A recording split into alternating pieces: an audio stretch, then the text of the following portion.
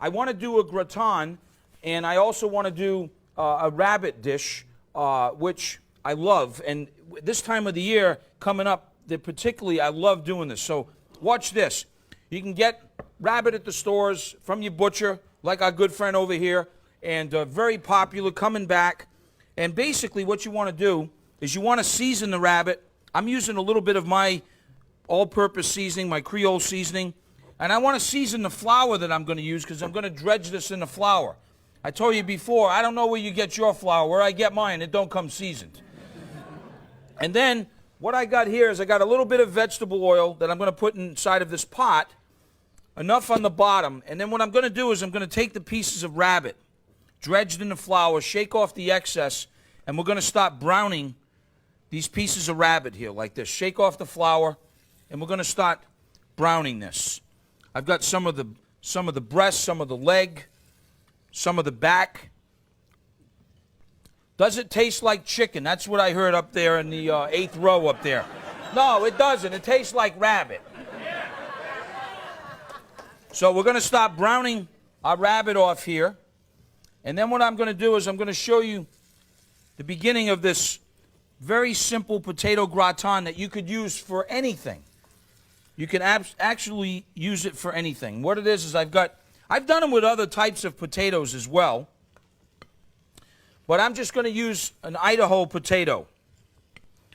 I've done them with sweet potatoes. I've done them with red. I've done them a combination. I've done them with 3 different potatoes. You can do whatever you want. The thing about this gratin is we're going to use this very unique goat cheese. So we're going to start browning that off. We'll come back to that in a second. I got the heat on high. Now, my friend over here had a great question. He asked me about rabbit. He said, do you cook it as long as chicken? It's about that long.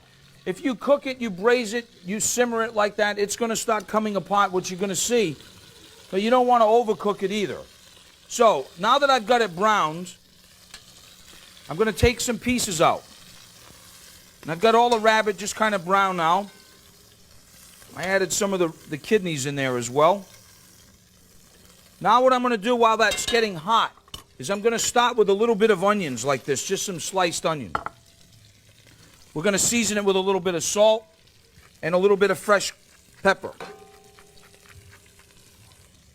Then, I've got this wonderful Portuguese sausage called chorizo. Or you can use linguiça. My friends in Fall River, they make this all the time. Beautiful stuff. You can make it yourself. I chopped some up because I wanted to give it a little for Julia. I wanted to just kind of That's right, exactly.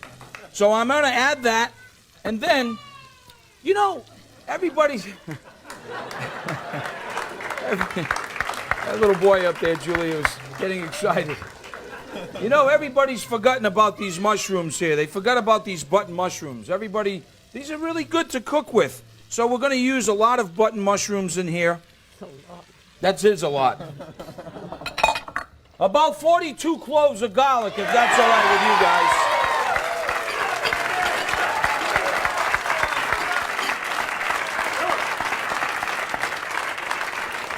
Now, what we're going to do is we're going to add some bay leaf, a couple of bay leaves in there. I'm going to add a little bit of fresh thyme.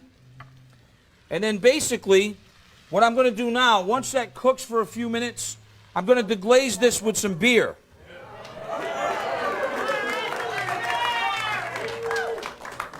Now, classically we'd use red wine, white wine if you want to, but I find that the beer with this combination and a little bit with the sausage gives it a wonderful flavor.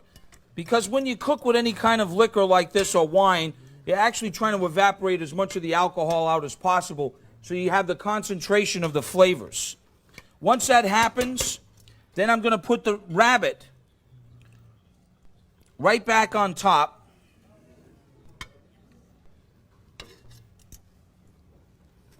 And then I'm going to add some stock to it as well.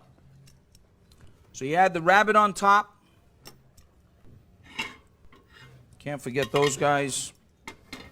Then, this is just a little bit of, you could use, if you don't have, if you got beef stock, veal stock, you could use basic chicken stock will work great. You want to just add a little bit of stock like that just to sort of cover this, okay?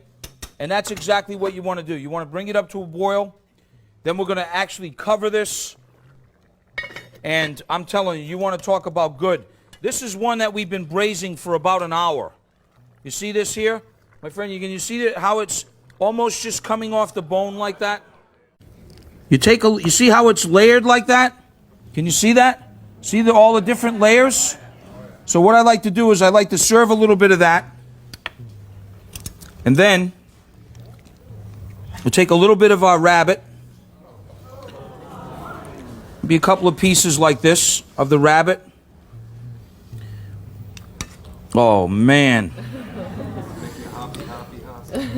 This is making me really happy right here for my friend Julia, I can tell you that. Now, I'm going to get a little bit of that nice sauce here and spoon this sauce right over it. And I'm going to feed this to my friend Julia. This would be a good time for you at home to go get one of those frozen things. But don't touch that dial. We'll be right back.